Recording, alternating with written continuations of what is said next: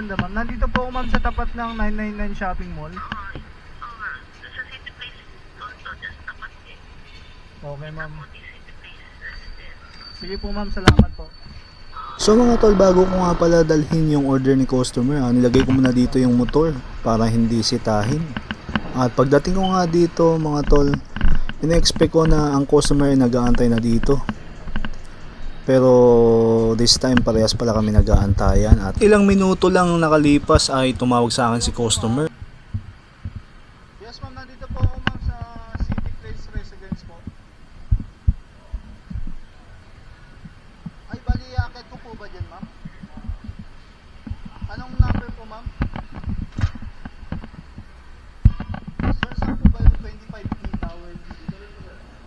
At pagdating nga dito, sinunod ko yung guide sa akin ng mga guard para makarating sa customer natin. At bago nga pala tayo magpatuloy sa video ito, discretion lamang po sa lahat po ng manonood. Ang video na ito ay ginawa po ay para lamang po sa kaalaman lang rin ng iba na kaparehas po ng sitwasyon.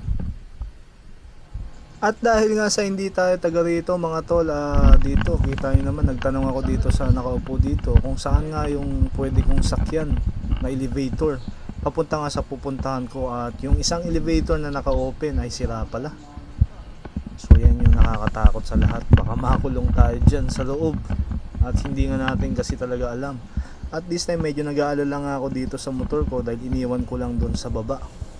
At unexpected talaga yung pangyayari na to mga tol.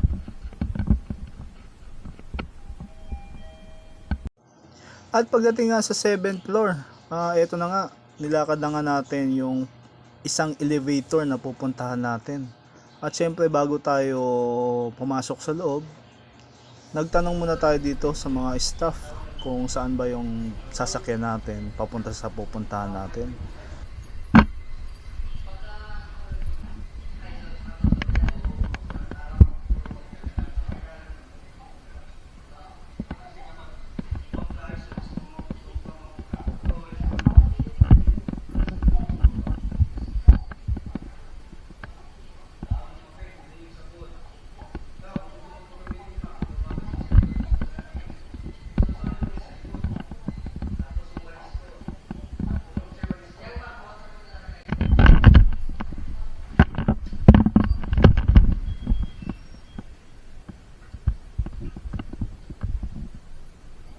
At pagdating ko nga dito sa pangalawang elevator, mamaya-maya lang tumawag sa akin si customer.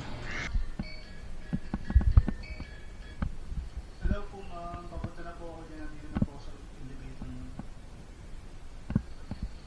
Opo ma'am.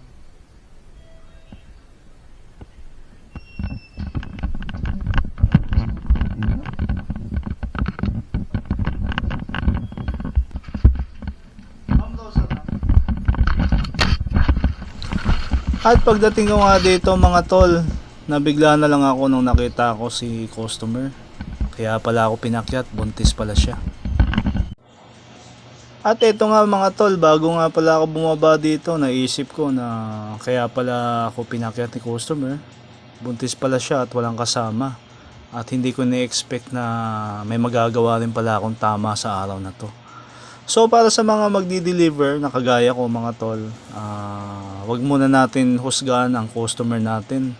Baka mamaya ganito rin siya, hindi lang siya nagsasabi, at yun, talaga nagulat ako na kaya pala ako pinakyat dito, buntis pala yung customer natin. Imagine kung kakansilin ko yung order na to at hindi kasama sa pag-akyat yung trabaho natin, malamang mag-order na naman uli siya at panibagong antayan na naman ang gagawin. So kaya ang naisip ko dito, positive lang. Hindi na ako nag-isip ng negatibo sa kapwa ko at sa ginagawa ko. Pero para sa inyo, pakishare na lang po ninyo kung ano yung magiging komento nyo para sa pangyayaring ito. At para naman sa mga tropa natin na baguhan sa Foodpanda at mga nagtatanong kung okay lang ba na walang uniform. So ito mga tol, panoorin nyo to kung ano ba yung magiging kasagutan nyo sa tanong na yan. Dito pa lang mga tol, malalaman nyo kung okay lang ba na walang uniform. Kasi pagdating sa mga ganito, mga pribadong kondominium, ang mga tao hindi maiilang sa'yo kapag meron kang pagkakilanlan. Lalong lalo na unang-una syempre, sa uniform natin mga tol. Buti tinulungan tayo ni Madam. Ayun o, shoutout kay Madam. Shoutout kay Madam, tinulungan tayo mga tol. At dito nga pala mga tol, aminin ko na sa inyo, pagdating sa mga elevator, talagang ligaw ako dyan. Minsan nag-merchandiser ako, nagatid ako, at ang pupuntahan ko sana ay 5th floor. Nakarating ako sa 60th floor. Paglabas ko sa elevator, gulantang talaga ako bigla. At sana naman sa video natin mayroon kayong natutunan kahit kaunti. At kung natuwa kayo sa video natin, baka naman pa-follow, like, and share, and subscribe to my YouTube channel.